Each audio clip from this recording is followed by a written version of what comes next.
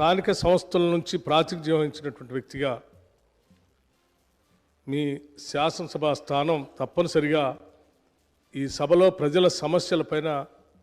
లోతుగా చర్చించడానికి పెద్ద ఎత్తున ఉపయోగపడుతుందని మేమందరం భావిస్తున్నాం, ఆశిస్తున్నాం కూడా. మీరు గతంలో షెడ్యూల్ కాస్ట్ వెల్ఫేర్ కమిటీ సభ్యులుగా ఉండి ఆ తర్వాత చైర్మన్గా కూడా ఉండి ఆ సమస్యలపైన చైర్మన్గా మీరు చూపించినటువంటి చొరవ కూడా ఈ సమాజంలో ఉన్నటువంటి షెడ్యూల్ కాస్ట్ సమాజానికి పెద్ద ఎత్తున ఉపయోగపడిందని చెప్పడంలో కూడా నాకు ఎటువంటి సందేహం లేదు అధ్యక్ష. అలాగే మీరు గతంలో హ్యాండ్లూమ్ మంత్రిగా పనిచేసినప్పుడు చేనేత కార్మికుల యొక్క బాధల్ని అర్థం చేసుకొని వాళ్ళకు ఉన్నటువంటి లోన్లని మీరు ప్రత్యేక చొరవ తీసుకొని మాఫీ చేయించడం కోసం మీరు చేసినటువంటి ప్రయత్నం కూడా ఈ సమాజంలో ఇబ్బందుల్లో ఉన్నటువంటి ప్రజలపైన మీకున్నటువంటి మనసుకి స్పష్టంగా అర్థం పడుతూ ఉంది. మీలాంటి వ్యక్తులు ఈ శాసనసభ స్థానానికి సభాపతి కావటం ఈ సభలో రాష్ట్రంలో ఉన్నటువంటి ప్రజల ఇబ్బందులపైన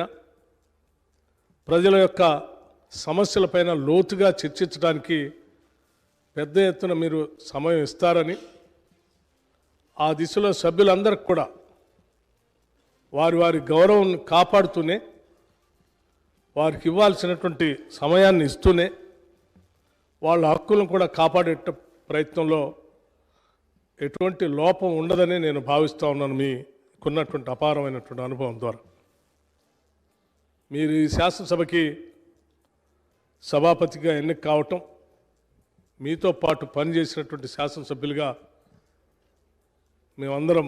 ఈరోజు గర్విస్తూ ఉన్నాం. మీరు సభాపతి స్థానంలో కూర్చొని ఈ రాష్ట్రం ఎన్నో కోరికలతో, ఎన్నో ఆలోచనలతో, ఎన్నో కలలతో తెచ్చుకున్న తెలంగాణ రాష్ట్ర భవిష్యత్తు కోసం ఈ రోజు నుంచి జరిగేటువంటి ఈ శాసనసభ సమావేశాల్లో చర్చలు అర్థవంతంగా ప్రజల సమస్యల్ని పరిష్కారం చేసేటువంటి దిశగా మీరు సలహాలు సూచనలు ఇస్తారని, ఆ దిశలోనే ఈ సభని ముందు నడుపుతారని ఆశిస్తూ, మీ వెనక్కి సహకరించినటువంటి అన్ని రాజకీయ పార్టీల ఫ్లోర్ లీడర్స్ అందరికి కూడా నేను నా హృదయపూర్వకమైనటువంటి అభినందనలు కూడా తెలియజేస్తూ ఉన్నాను. ఇప్పుడే సభానాయకులు ముఖ్యమంత్రి గారు రేవంత్ రెడ్డి గారు చెప్పినట్టు భవిష్యత్తులో కూడా ఈ రాష్ట్ర సమస్యలపైన, ఆ సమస్యల పరిష్కారం కోసం మనం చర్చించేటప్పుడు ఇదే స్ఫూర్తితో సభలో ఉన్నటువంటి అన్ని రాజకీయ పార్టీల నాయకులు ముందుకు వస్తారని, ఈ రాష్ట్ర సర్వతోముఖ అభివృద్ధి కోసం మనం అందరం కలిసి పెద్ద ఎత్తున పనిచేద్దామని చెప్పి ఈ సందర్భంగా మీ ద్వారా సభలో ఉన్నటువంటి వారందరికీ కూడా విజ్ఞప్తి చేస్తూ మరొక్కసారి